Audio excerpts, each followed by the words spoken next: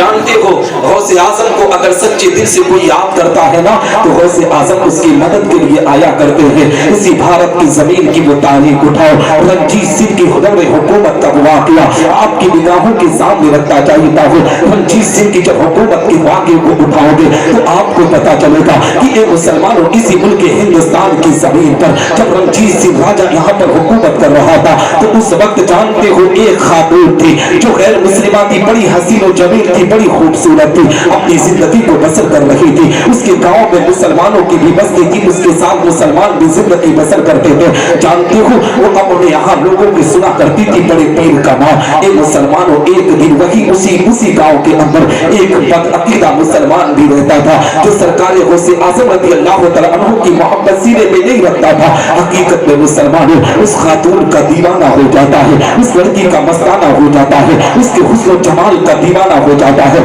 अब उसकी इज्जतों के साथ खेलना चाहिए है, उसके वकार को मजबूर करना चाहिए है, उसके जिस्म को नोचना चाहिए है, मगर वक्त नहीं पा रहा था। आहिस्ता आहिस्ता एक वक्त ऐसा भी उसके निगाहों के सामने से गुजरता है कि वो खातून जो अपने आप में एक शादीशुदा खातून थी अपने शौहर के साथ कहीं पर सफर करने के लिए निकलती है। जैसे ही अपने सरताज के साथ सफर करने के लिए निकली, इस बदअकीदा मुसलमान ने सोचा आज मौका अच्छा है, इसलिए कि उस दौर में सवारी का इंतजाम नहीं हुआ करता था, लोग पैदल सफर किया करते थे। उसके बाद सवारी का इंतजाम था, ये सवारी लेकर पहुंचा और कहने लगा कि मेरे भाई तुम इस सवारी पर सवार हो जाओ, मैं तुम्हें तुम्हारे मकाम पर छोड़ दूंगा। वो खातून कहती है कि इसका इरादा ठीक नहीं है, आप इसकी सवारी पर मत बैठिएगा।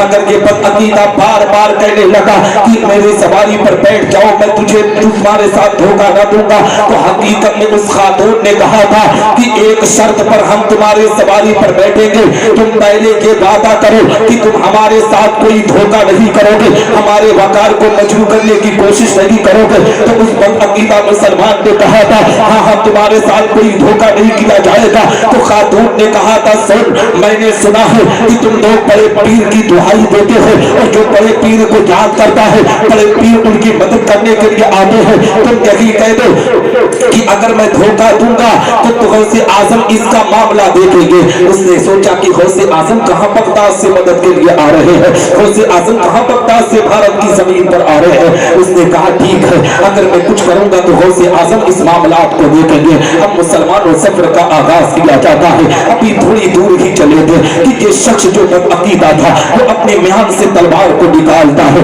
उस गैर मुस्लिम शख्स को ऐसा पार करता है कि उसके जिस्म को दो टुकड़े कर देता है। हकीकत में मुसलमानों खातून अपने आप में तड़प जाती है, अपने आप में किसी से लेने पर आमादा हो जाती है। वो दिल में इरादा कर लेती है अब मेरी इज्जत की हिफाजत कौन करेगा, मगर दिल में सोचने लगती है कि गौसे आजम की दुहाई मैंने लगाई है, जरूर बड़े पीर बगदाद से मदद करने के लिए आएंगे। अब मुड़ मुड़ कर पीछे देखने लगी और सफर का आगाज हो रहा है। उस बदअकीदा मुसलमान ने कहा था खातून तू पर पीछे मुड़ मुड़ कर क्या देख रही है, तेरी मदद करने के लिए कोई नहीं आने वाला है। तो उस खातून ने कहा था सुन, मैंने वादा जो लिया है किसी ऐसे वैसे का नहीं बल्कि शहंशाह बगदाद का वादा लिया है, बड़े पीर का वादा लिया है, बड़े पीर हमारी मदद के लिए जरूर आएंगे। ए मुसलमानों के बदअकीदा कहता है तो अब उस ख्याल में डूबी हुई है, क्या कभी ऐसा होता है कि कोई बगदाद से चलकर भारत की जमीन पर आए, कोई इंतकाल कर जाए मजार से निकलकर भारत की जमीन पर मदद करने के लिए आए। उस खातून ने कहा था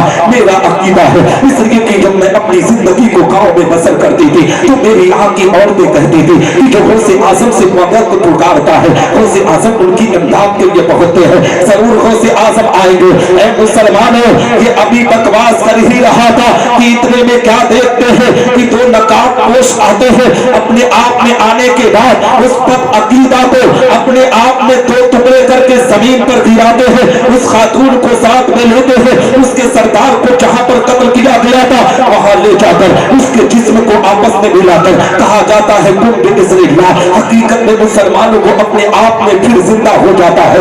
ये दोनों उसी सवारी को लेकर अपने घर को आते हैं। जैसे ही घर को आए वह उसके बदअकीदा के घर वालों ने इल्जाम लगाना शुरू कर दिया कि हमारे घर वाले को इन्हीं लोगों ने कत्ल किया है, इसलिए कि सवारी इन लोगों के पास है। उन लोगों ने कहा था नहीं नहीं हमने उसका कत्ल जारी किया है। रंजीत सिंह की अदालत लगाई जाती है। भरी अदालत के अंदर मुसलमानों उस दौरे जमाना के अंदर मुसलमान और हिंदू मिलकर रंजीत सिंह की अदालत में इकट्ठा होते हैं। रंजीत सिंह की अदालत में उस शौहर और बीवी को बुलाकर पूछा जाता है कि तुम बताओ कि उस मुसलमान का कत्ल किसने किया।